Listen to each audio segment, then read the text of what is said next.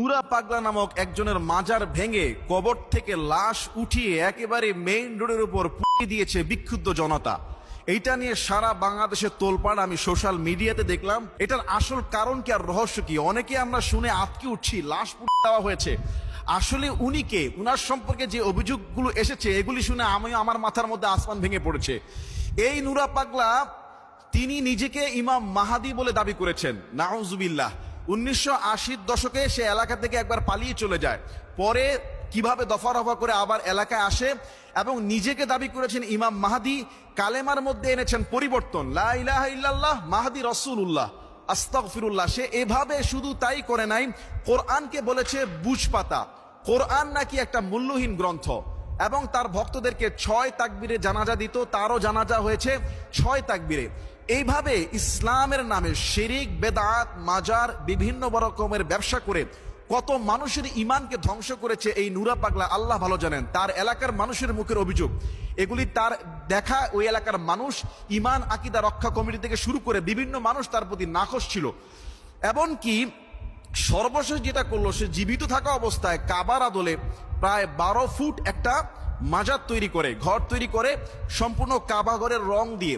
গত আগস্ট মাসে সে যখন ইন্তেকাল করে, তাকে মাটির নিচে মুসলিম রীতি অনুযায়ী দাফন না করে ওই 12 ফুট উঁচু কাবার আদলে তৈরি যে ঘর, সেখানে উপরে সিমেন্ট দিয়ে কয়েক ফুট, মাটি থেকে কয়েক ফুট উঁচুতে বিশেষ কায়দায় তাকে কবর দেওয়া হয়। আস্তাগফিরুল্লাহ। এইটা নিয়ে পুরো এলাকার মধ্যে মানুষের ভিতরে জনমানব ক্ষোভ জমে ওঠে। তারা মাজার কমিটিকে বারবার বলেছে যে কাবার মতো তৈরি করে কয়েক ফুট উঁচুতে কবর দিয়ে এটা কিসের ইঙ্গিত দিতে যাচ্ছে? তারা কি ইসলামকে তামাশা পেয়েছে?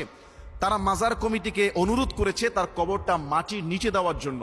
প্রশাসনের সঙ্গে কয়েক দফা রফা মিটিং করা হয়েছে। প্রশাসনের যেন টনকেই নড়ছে না যে কত বড় একটা অন্যায় কাজ এই নুরা পাগলার গোষ্ঠী করে ফেলেছে। আরো যে জঘন্য অপরাধের সংবাদ আমরা পাচ্ছি, অভিযোগ আসতেছে, নুরা পাগলার যে ছেলে সে নাকি খ্রিস্ট ধর্মের অনুসারী, খ্রিস্ট ধর্মের দাওয়াত দেয়। আস্তাগফিরুল্লাহ।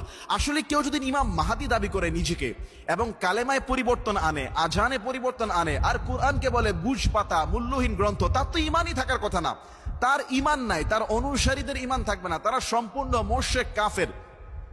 তারপরও এলাকার মানুষ শ্রদ্ধাশীল হয়ে বলেছিল যে এই কবর যেন মাটির নিচে সরিয়া মতো রাখা হয়, কাবার ঘরের মতো কোনো আদল যেন তৈরি না করা হয়। সর্বশেষ প্রশাসনের সঙ্গে, তারপরে মাজার কমিটির সঙ্গে কয়েক দফা মিটিং হয়, আলোচনা হয়, লাস্ট বৃহস্পতিবার পর্যন্ত আলটিমেটাম দেওয়া হয় এবং শুক্রবার বিক্ষোভ সমাবেশ এবং মার্চ ফর গোয়ালন্দের একটা ঘোষণা করা হয়। কিন্তু ইমান আকিদা রক্ষা কমিটি জানিয়েছে তার মধ্যে কিছু বিক্ষুব্ধ জনতা গিয়ে এই মাজার ভেঙে লাশ উঠিয়ে একেবারেই ঢাকা খুলনা যে মহাসড়ক, পদ্মার পাড়ে পুরা মহাসড়কে পুড়িয়ে দিয়েছে। আমি এইটার সঙ্গে একমত না যে লাশ উঠিয়ে পুড়িয়ে ফেলা। একটা লাশ, ইয়াহুদির লাশ হলো, তাকে সম্মান করতেন মুহাম্মদ সাল্লাল্লাহু আলাইহি ওয়াসাল্লাম। একটা ইয়াহুদির লাশ যাচ্ছিল, রাসূল দাঁড়িয়ে গেলেন, বলা হচ্ছে যে হুজুর এ তো একটা ইয়াহুদির লাশ। রাসূল বললেন লাশ হলো একজন তো আল্লাহর বান্দা, তার জীবনের শেষ সময় তিনি লাশকে সম্মান করেছেন। এবং এই যে নুরা পাগলা, সে যত বড় নিকৃষ্ট লোক হোক, যত বড় ভণ্ড পাপী প্রতারক হোক না কেন, লাশটাকে না পিটিয়ে যদি মাজারটা সমান করে দিয়ে হয়েছে, লাশটাকে মাটিতে দাফন করে দেওয়া হতো, তাহলে আমার মনে হয় এটা সুন্দর হতো। কিন্তু আমাদের দেশের মানুষের আসলে ধর্মীয় জ্ঞান থেকে ধর্মীয় আবেগ বেশি। যারা এই কাজটা করেছে বুঝলাম তারা তো আবেগে করেছে, জ্ঞান নাই। আর প্রশাসনে যারা বসে আছেন সেই এলাকার, আমি সরকারকে বলবো আগে আপনাদের বিচার করেন, প্রশাসনের বিচার করেন। তাদের সঙ্গে কয়েক দফা মিটিং করা হয়েছে, অভিযোগ জানানো হয়েছে এবং এটা সত্যি স্পর্শকাতর। এটা যে কোনো এলাকায় থাকলে এটা ঘটবেই। তাহলে প্রশাসনের টনক কেন আগে ভাগে না নড়ে? তাদেরকে কেন বাধ্য করা হলো না যে লাশকে মাটির নিচে দাফন করো, নতুবা আমরা নিরাপত্তা দিতে পারবো না? তোমাদের এই কাবার আদলে এই ধরনের ভণ্ডামি বাংলাদেশে চলবে না। আসলে বাংলাদেশে মাজার পূজারি আর মাজার ব্যবসা এত বেড়েছে দিন দিন যে মাজার একটা পথেঘাতের একটা ফকির মরলেই মাজার হয়ে যায়, রাস্তার কেউ মরলে মাজার হয়ে যায়, কারণ মাজারের ব্যবসা খুব জমজমাট। এবং নুরা পাগলা সে জীবদ্দশায় নাকি মানুষের সেজদা নিত। বাংলাদেশে এরকম অসংখ্য মাজার আছে যেখানে সেজদা নেওয়া হয়, যেখানে নাচ গান করা হয়, অনৈতিক কাজ হয়, আল্লাহর কোরআনের সঙ্গে রাসূলের হাদিসের সঙ্গে সরাসরি শিরক করা হয়, ইসলাম বিরোধী কর্মকাণ্ড করা হয়। প্রশাসন যদি এগুলির ব্যবস্থা টাইম মতো নিত তাহলে জনগণ আইন হাতে তুলে নিত না। যদিও প্রশাসন নেয় না, এটা প্রশাসনের ব্যর্থতা।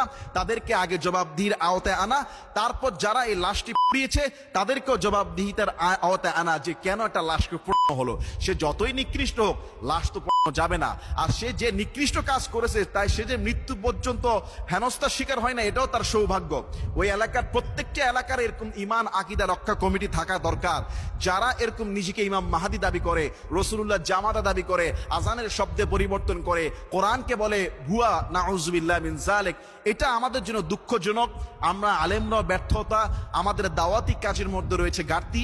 আমাদের উচিত প্রত্যেকটা মাজারে গিয়ে, প্রত্যেকটা ভুল পথে পথভ্রষ্ট যারা রয়েছে তাদের কাছে গিয়ে শান্তভাবে দাওয়াত দেওয়া। মুসা আলাইহিস সালাতু ওয়াস সালাম, ইযহাব ইলা ফিরআউনা তাগা, আল্লাহ বলছে যে তুমি মুসাকে বলেছিল যে তুমি সীমালঙ্ঘনকারী ফেরাউনের কাছে যাও, তার সঙ্গে নরম নরম ভাষায় কথা বলো। ফেরাউনের মতো জঘন্য ব্যক্তির সাথেও আল্লাহ নরম ভাষায় সুন্দরভাবে দাওয়াত দেওয়ার কথা বলা হয়েছিল। এজন্য আমাদের দাওয়াতি কাজকে বৃদ্ধি করতে হবে। আমরা ভাঙচুরে যাওয়ার আগে দাওয়াতি কাজকে এমন ভাবে করতে হবে যাতে করে ওই কাবার আদলে ঘর বানানোর পর্যন্ত পৌঁছাতে না পারে। আজকে আমাদেরও দুর্বলতা রয়েছে, প্রশাসনের দুর্বলতা রয়েছে, যেখানে এই সমস্ত ভণ্ডামি চলে এগুলি বন্ধ করে দেওয়া উচিত। আল্লাহ আমাদের সবাইকে হেদায়েত দান করুন, আল্লাহুম্মা আমিন।